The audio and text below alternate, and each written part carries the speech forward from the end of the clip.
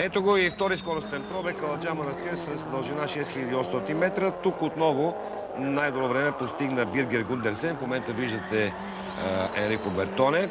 Гундерсен 3.25, който отговаря на 110 км средна скорост. 3 секунди по-бърз бе Гундерсен от Бертоне. А това е Карл Гьотлихер, който се класира четвърти.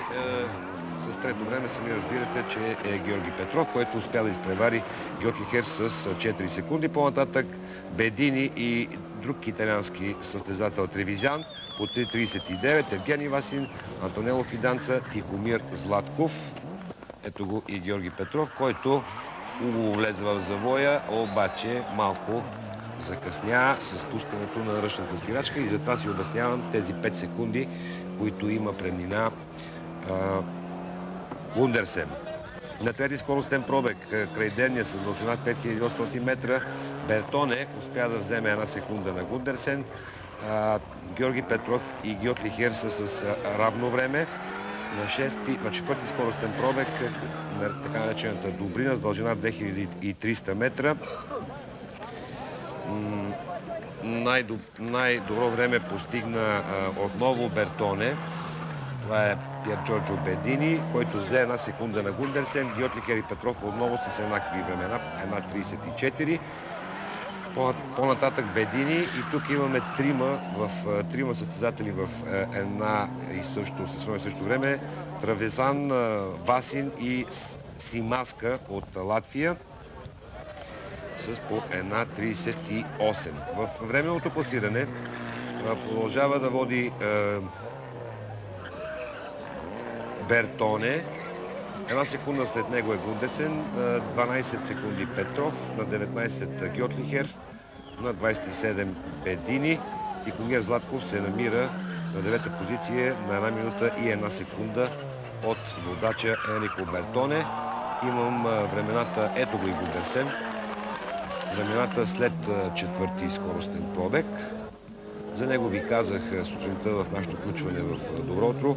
През миналата година втори в шампионата на Норвегия. За сега води с една така много приятна програма за този сезон. От тук заминава за участие в Полша на Райд Полски. След това ще кара с коефициент 20. След това ще кара Deutschland Rally също с коефициент 20. След това заминава за Гърция на Рали Елпа, също коефициент 20 и завършва програмата си в Манкс Рали с коефициент 10. Така че до момента Гундерсен има 200 точки. Ако успее тук да победи, ще излезе начело в европейския шампионат. Но да не избързаме, защото остават още доста километри до финала, който е до вечера в около 20:30 в Шумен. Нашия екип веднага от тук продължава за Шумен, защото знаете, в 17:50 ще се включим за трети път, за да последим развоя на борбата в следобедните отсечки.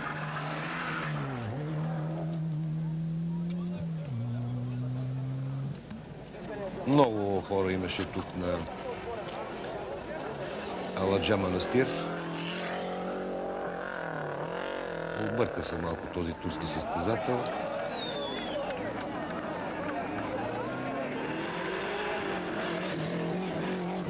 Ето за какво ви говорих.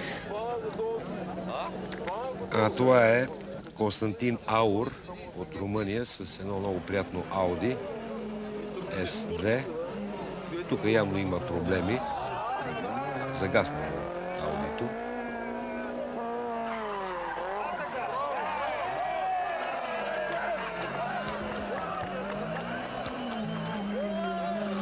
Иван Маринов с Форд Сиера.